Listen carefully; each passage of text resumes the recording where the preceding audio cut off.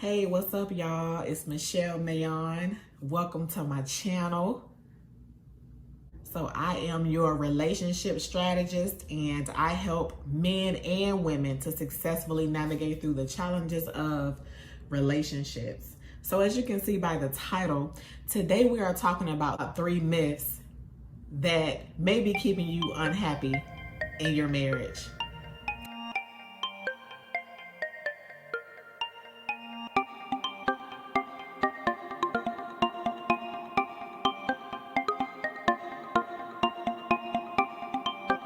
Comment below how you're doing and where you're from. Do me a favor and hit the share button and share this with someone who you think might need to see it or hear it. And don't forget to subscribe and hit the bell notification so you can be up on when new juicy relationship content is dropped. Okay, so let's get into it. 3 common myths about marriage that may be keeping you unhappy. So, if you don't know my story, at the time of recording this video, I've been married for about 15 years, and it has not been all good, and it has not been all bad. The marriage has definitely been a journey of learning and forgiveness. Short story, okay? I met my husband, we had 2 kids, then we got married in that order, okay? When we got married, we were both young, immature. I don't think we were ready for marriage, and we really did not know what it would take to have a successful marriage. So we made a lot of mistakes, crossed a lot of boundaries, and that eventually put us on the path to divorce.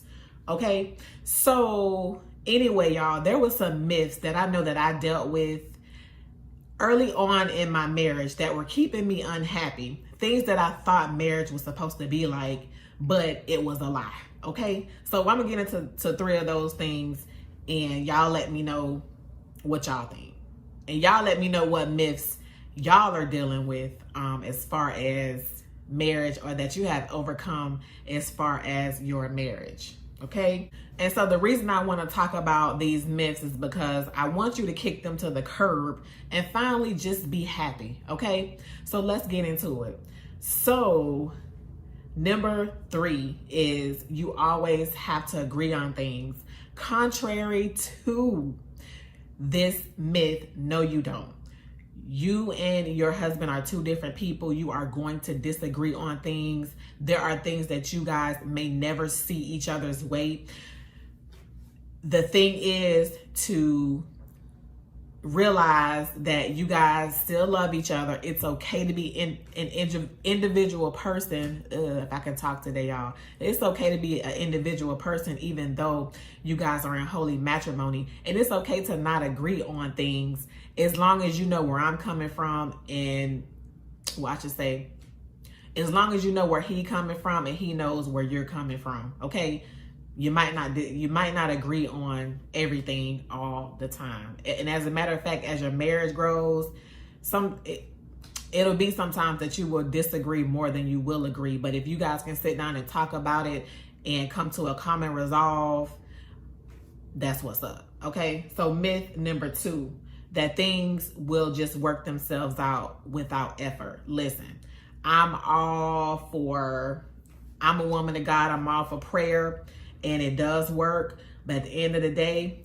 you got to put some work into your marriage. You can't just sit back, and even when things are good, that's when you should be strategizing and doubling down on making things better, and also developing a plan for the future, in case, well, I'm not going to say in case, y'all, because the challenges are going to come. but you want to have a strategies in place that when the challenges come, you can overcome them and they don't destroy your marriage. So don't sit back and just think that everything's gonna be okay and it's just gonna flow and you just gonna go with the flow. No, develop those strategies now while things are good, okay? Because challenges are going to come in your marriage. They are going to come.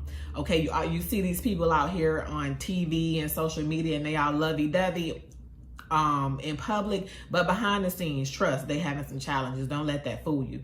And then let's move on to myth number one. Myth number one is that you can't have your own identity in marriage, that once you get into this union, that you're no longer you.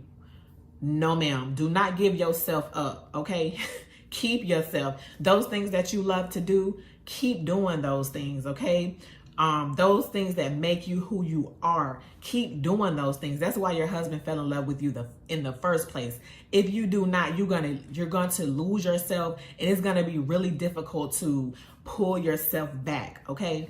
And with you not being yourself and not being an individual, I mean, yes, you and your husband are one on the journey, but you're still two different people, and God has a plan for your marriage. He also has a plan and purpose for you as an individual inside of the marriage, okay? So you guys are supposed to look at me again.